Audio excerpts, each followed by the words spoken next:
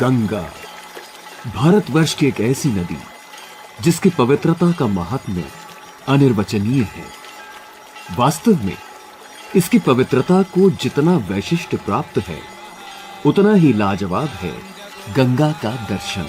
ओम जज्जाग्रतो दूरमुदैति दैवंतदो सप्तस्यदतै वैति। भारत के आधुनिक इतिहास में निचले दोआब की मध्य गंगा घाटी में ब्रह्मवर्त और अंतर्वेद के मणिपुरम क्षेत्र खागा के बीच भारतीय वीरों ने अपनी वीरता की ऐसी फुलवारी लहलहा दी कि गंगा का ये रण दर्शन अनिवार्य रूप से दर्शनीय हो गया।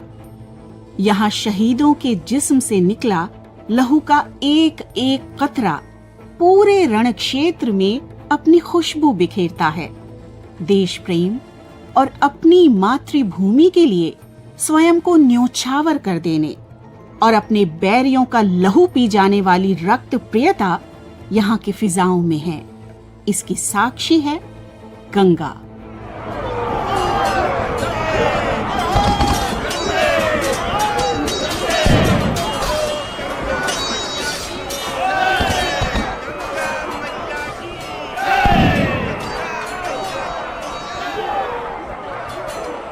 आधी 19वीं सदी बीत चुकी है। बरतानवी ईस्ट इंडिया कंपनी की हुकूमत की जंजीरों से लिपटे हिंदुस्तानी अवाम के कलेजे सुलगने लगे हैं। किशोर हो या प्रौढ़, महिलाएं हो या पुरुष, सामान्य जन हो या दिव्यांग, आम हो या फिर खास, हर किसी के सीने में जलने वाली आग की ताप का तेज एक समान महसूस हो रहा है। इसी समेकित ऊर्जा ने अपनी मातृभूमि की आजादी के लिए संग्राम का पहला बिगुल सन 1857 में फूंक दिया।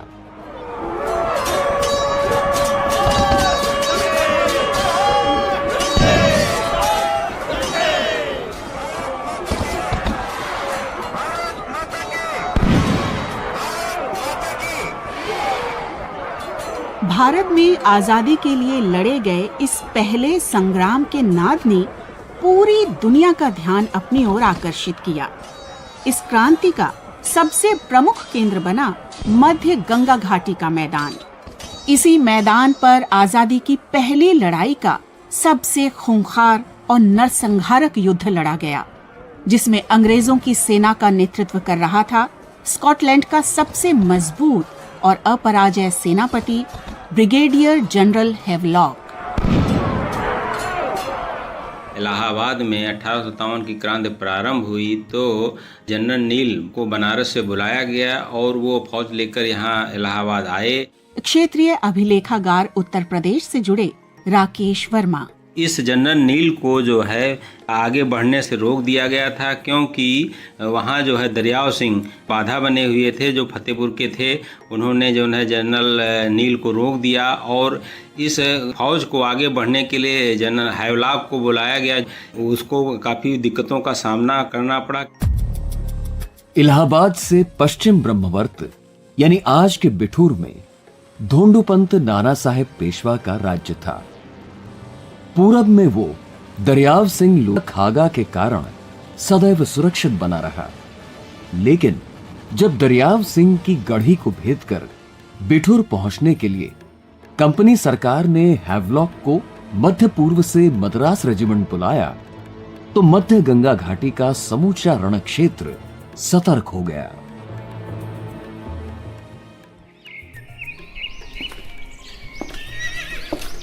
नाना साहेब, आप इतने फिक्रमंद ना हो श्रीमंत।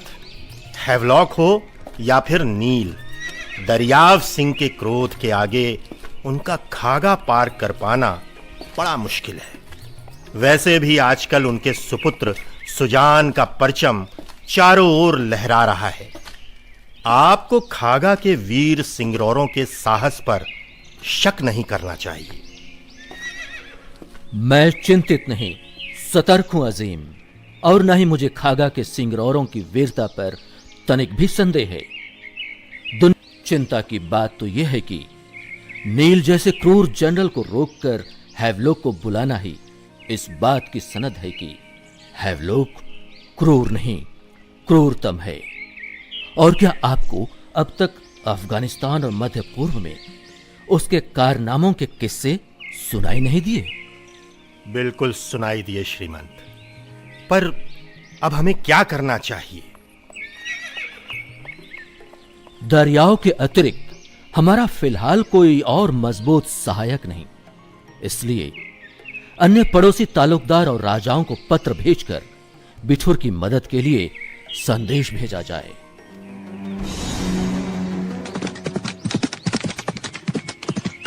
बिल्कुल। हैवलॉक के मद्रास से कलकत्ता और फिर कलकत्ता से इलाहाबाद पहुंचकर खागा के रास्ते बिठूर की ओर रवाना होने पर इधर क्रांतिकारियों ने अपनी तैयारियां करनी शुरू कर दी, तो उधर अंग्रेजों में भी उम्मीद जागी कि गंगा और यमुना के दोआब की गोद में सुरक्षित खागा तालुका के रूप में गंगा घाटी का ये अभेद किला जल्द ही फतेहपुर में फतह कर लिया जाएगा। 17 जून 1857 को नील ने इलाहाबाद पर कब्जा किया और निरपराध हिंदुस्तानियों पर क्रूरतापूर्ण अत्याचार करने शुरू कर दिए। कानपुर इतिहास समिति के महासचिव अनूप कुमार शुक्ल उस नील की क्रूरता के सामने क्रांतिकारी भी टिक नहीं पा रहे थे। मौलवी लियाकत अली ने कानपुर की ओर रुख किया और नील ने भी कानपुर की ओर अपनी फौज रवाना की। उसने मेजर रेनार्ड को निर्देश दिया कि जिन गांवों में शत्रुओं ने अधिकार कर लिया हो उन पर आक्रमण करें और उन्हें नष्ट कर दो। विद्रोही सेना के जो सिपाही अपनी सफाई न दे सके उन्हें फांसी पर लटका दो। खास करके फतेहपुर के नेताओं को मेजर रेनार्ड नील के निर्देशों का अनुपालन करते हुए फतेहपुर की ओर बढ़ने लगा। फतेहपुर से पहले ही खागा में दरियाव सिंह, जो छापामार युद्ध में निपुण थे, उन्होंने मोर्चा लिया। इसके बाद उन्होंने फतेहपुर तक युद्ध में अलग अलग ढंग से मोर्चा लिया।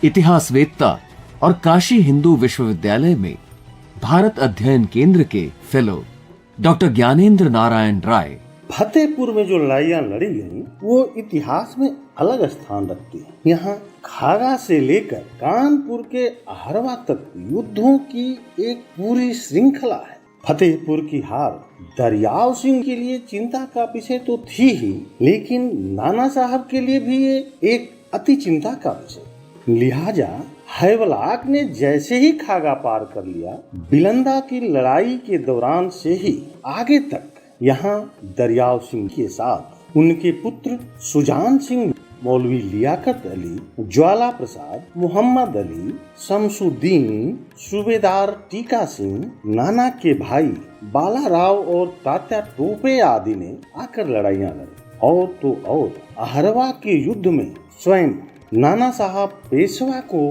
मैदान में आकर लड़ना पड़ा।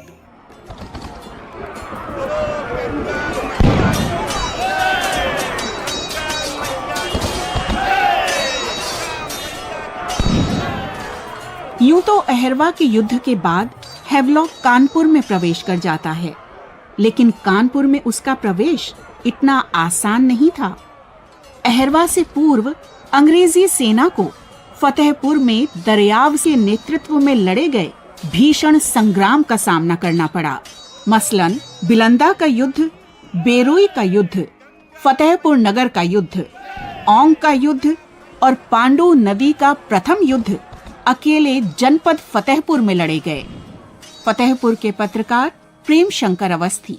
हैवलाक की सेना ने यहाँ जिस प्रकार का नृशंस नरसंहार किया वह विश्व इतिहास में आलोचना का पात्र है। नरसंहार का आलम ये था कि अंग्रेजी सेना लोगों का कत्ल करके उन्हें पेड़ों पर इस तरह से टांग देती थी कि नीचे जमीन से जंगली सुअर और कुत्ते उनको नोच नोच कर खाते थे। सन 57 की क्रांति में जितना खून यहाँ बहा शायद कहीं बहा हो। जैसी लड़ाइयाँ यहाँ लड़ी गई उसका इतिहास अभी पर्दे पर है। बेहतर ये होगा कि गंगा घाटी के इस रण के दर्शन लोगों को सुलभ हो, इस वास्ते यहाँ एक रिवोल्यूशन कॉरिडोर बने जिससे लोग भारतीय क्रांतिकारियों के सौर से परिचित हो सके और इस घाटी के स्वर्णिम इतिहास को जान सके।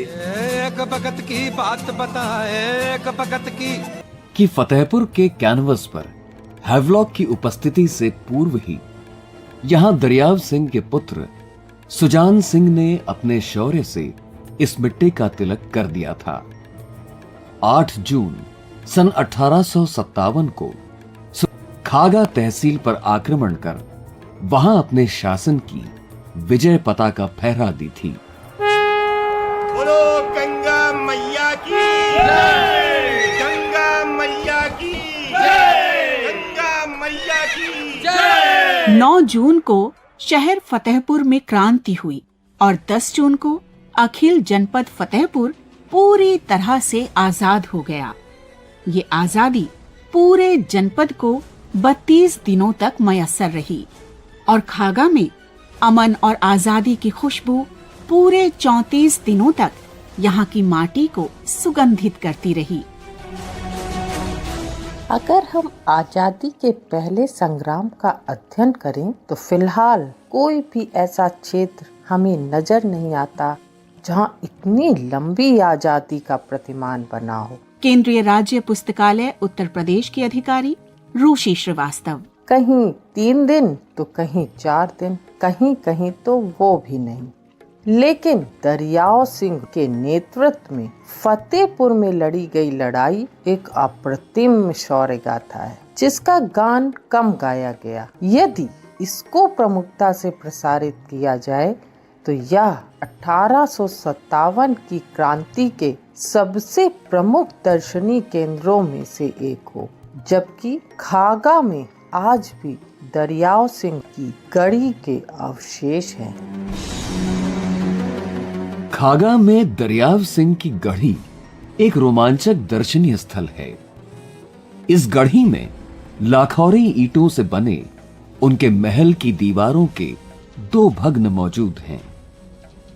इनमें से दक्षिण दिशा की ओर की दीवार छटकर एक स्तंभ के आकार में आ गई है, जो जनपद के स्वतंत्रता संग्राम के प्रतीक चिन्ह के तौर पर जानी जाती है। दूसरी दीवार आग्नेय दिशा में मौजूद है। इन दोनों भग्नों के बीचों बीच दरियाव सिंह के 5 शहीद परिवारजनों के विग्रह हैं। प्रवेश द्वार की एकदम सीध में आजादी के दीवाने योद्धा सिंगरौर, सिरमौर, कुलभूषण, अमर शहीद दरियाव सिंह की एक प्रतिमा है। उनके सिर पर पगड़ी, हाथों में तलवार, कमर में बंदूक की गोलियों का पट्टा और गले में रुद्राक्ष की माला वर्णित है। गढ़ी के इस परिक्षेत्र में उत्तर प्रदेश के संस्कृति विभाग का एक बोर्ड लगा है, तथापि यहां पर्यटन संबंधी गतिविधियां नहीं देखने को मिलती। स्वामी ब्रह्मानंद पुरस्कार से विभूषित शिक्षाविद और इतिहासकार डॉक्टर अरुण प्रकाश। कुछ साल पहले एक कार्यक्रम के सिलसिले में मेरा खागा जाना हुआ। यह क्षेत्र अपने केंद्र से लगभग 16-17 किलोमीटर के क्षेत्रफल में पर्यटन की दृष्टि से अत्यंत उर्वरा है। यहाँ मैंने योद्धा दरियाव सिंह के कर कमलों द्वारा प्राण प्रतिष्ठित श्री हनुमान जी महाराज के दर्शन किए। वह अद्वितीय विग्रह है। इसके अलावा यहाँ माता छिन्नमस्तिका, गौरैया देवी, चतुर्भुजी देवी तथा लगभग 5वीं-6वीं शताब्दी में स्थापित खेमन देवी का मंदिर है। सभी जीर्णोद्धार लायक हैं। यहाँ ऋषि पराशर की गद्दी है, बीरबल का निहाल है, जिसके पास किशनपुर का घईहल बहुत प्रसिद्ध है। पत्रकार शिरोमणि गणेश शंकर विद्यार्थी का पैतृक घर भी यहीं है। जयचंदी मस्जिद है। इसके अलावा अति दुर्लभ जड़ी रुद्रवंती, जो कि केवल उच्च हिमालय में प्राप्त होती है, यहाँ विपुल मात्रा में होती है। इस प्रकार यदि गंगा जमुना की सुंदरता वाले दोआब में बसे खागा को पर्यटकीय दृष्टिकोण से विकसित कर दिया जाए तो यहाँ पर्यटकों के लिए अनेक चीजें हैं।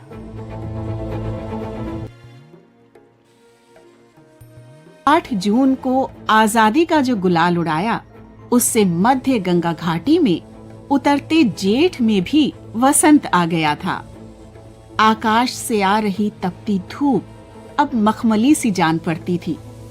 लोगों ने आजादी का स्वाद चखा तो उनमें उमंगे समाती जा रही थी।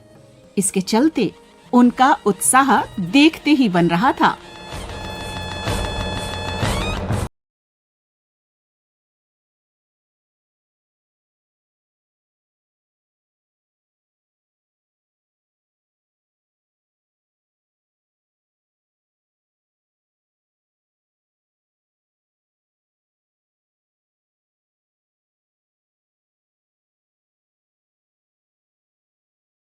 साहब फतेहपुर के साथ साथ बिठूर समेत पूरे कानपुर में भी था। उनके कलेजे पहले से अधिक मजबूत हो गए।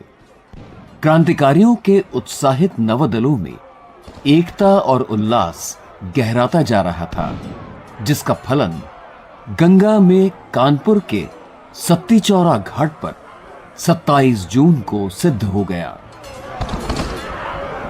जनरल नील ने बनारस से इलाहाबाद के रास्ते में जो भी भारतीयों पर अत्याचार किए, क्रांतिकारी उससे उद्वेलित थे।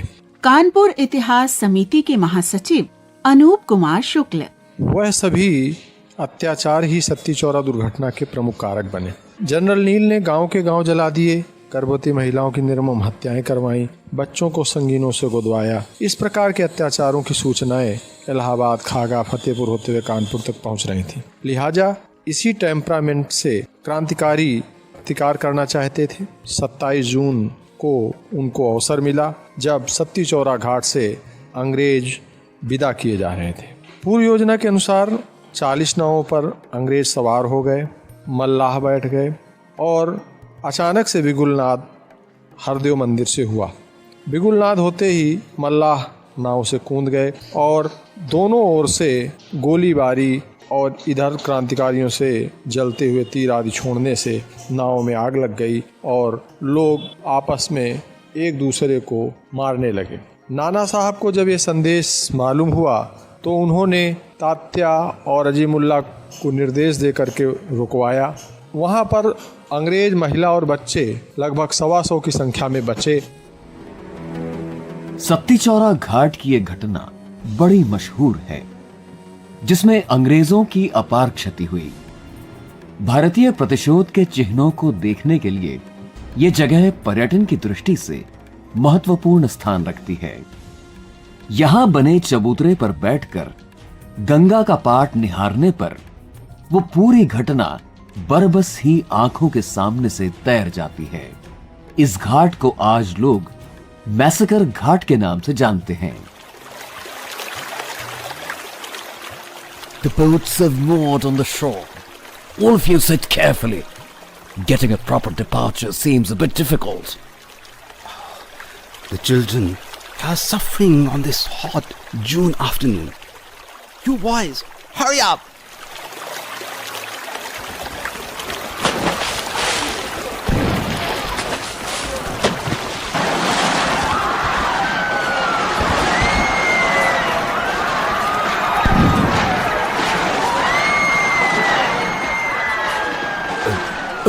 No! Why did all these boatmen leave the boats and jump into the river? It seems there is some conspiracy. Shoot at the sailors! Shoot!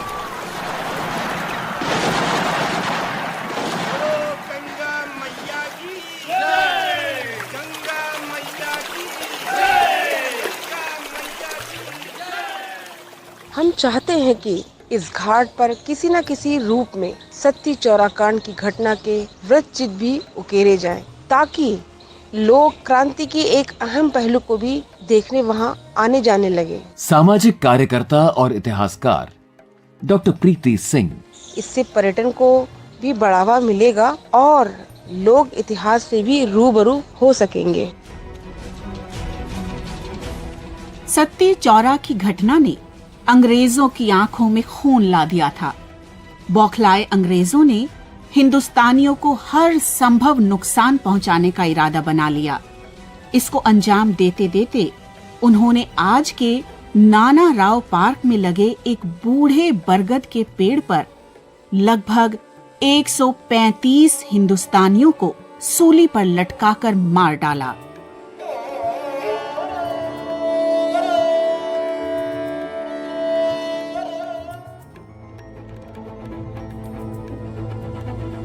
इस कांड की भीषण प्रतिक्रिया हुई।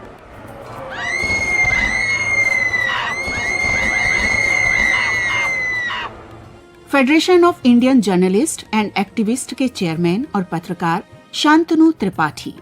1857 की क्रांति में मध्य उत्तर प्रदेश का जो योगदान है वो अतुलनीय है, अविस्मरणीय है, अप्रतिम है। कानपुर के बिठूर से लेकर नाना राव पार्क तक जो यहाँ पर अंग्रेजों से मोर्चा लिया गया, वो कभी भुलाया नहीं जा सकता है। लेकिन आज स्थिति ये है कि जो हमारी क्रांति के प्रतीक चिन्ह हैं, जैसे बीबीगढ़, नाना राव पार्क, वहाँ पर अब स्विमिंग पूल और मेमोरियल वेल के आगे स्केटिंग रिंग वगैरह बन गया है। बूढ़े बरगद के स्थान पर भी सिर्फ एक इबारत लिखा एक पत्थर लगा है, जबकि इसे यदि पर्यटकीय दृष्टि से विकसित किया जाए तो ये बड़े महत्व का है। रेवोल्यूशन कॉरिडोर जैसी यदि कोई योजना बने तो इसके साथ यहाँ पर्यटन और विकसित होगा।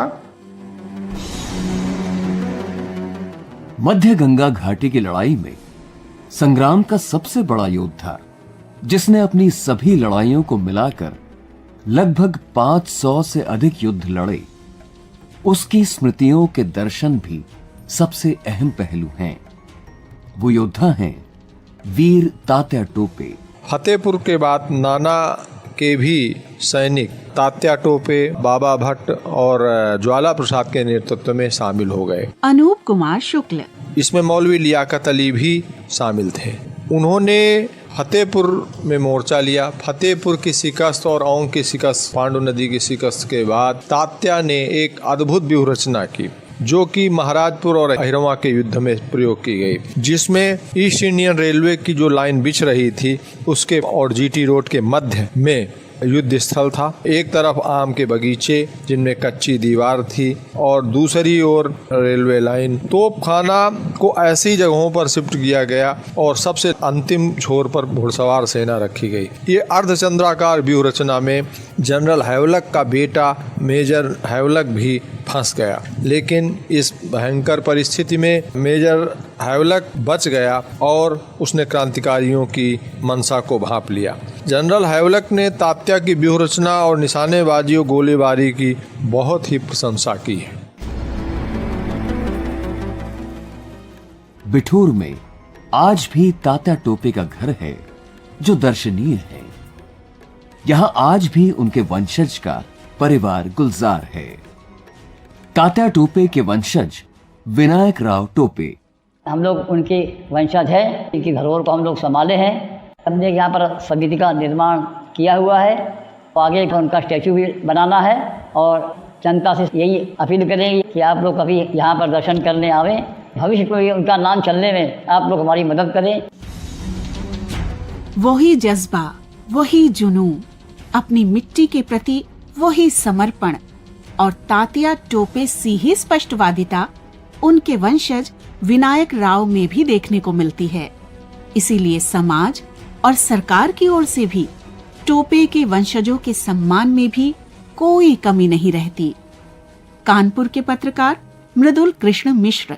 बिठूर के लौकुश नगर मोहल्ले में आज भी तात्या टोपे के वंशज आबाद हैं। लगभग 68 साल के विनायक राव टोपे उनके वंशज हैं। कानपुर के लोगों के दिलों में विनायक राव जी का बेहद सम्मान है और शासन प्रशासन भी उनकी कुछ देखरेख करता है। हम कानपुर वासियों के लिए भी यह बेहद रोमांच का विषय है कि आज भी तात्या टोपे के वंशज कानपुर में रह रहे हैं। लिहाजा मैं यह चाहूँगा कि जिस रिवॉल्यूशन कॉरिडोर की चर्चा बौद्धिकों में है, यदि वह खागा में दरियाव सिंह गढ़ी से बिठूर तक आता है तो उसे सिर्फ नाना राव पेशवा के महल तक सीमित नहीं रहना चाहिए, बल्कि तात्या के घर तक भी आना चाहिए। यकीनन आजादी के पहले संग्राम के रणदर्शन के लिए मध्य गंगा घाटी नजीर बनकर उभर सकती है। पर्यटन की दृष्टि से यदि यहां रिवॉल्यूशन कॉरिडोर विकसित कर लिया गया तो शहीदों की चिताओं पर पुष्पों की निरंतरता सदा बनी रहेगी। इस संदर्भ में वर्ष 1916 में ही कवि जगदम्बा प्रसाद मिश्र हितैषी क्या खूब कहकर चले गए। वतन की आबरू का पास देखें कौन करता है। सुना है आज मक्तल में हमारा इम्तिहान होगा। शहीदों की चिताओं पर जुड़ेंगे हर बरस मेले। वतन पर मरने वालों का यही बाकी निशान होगा।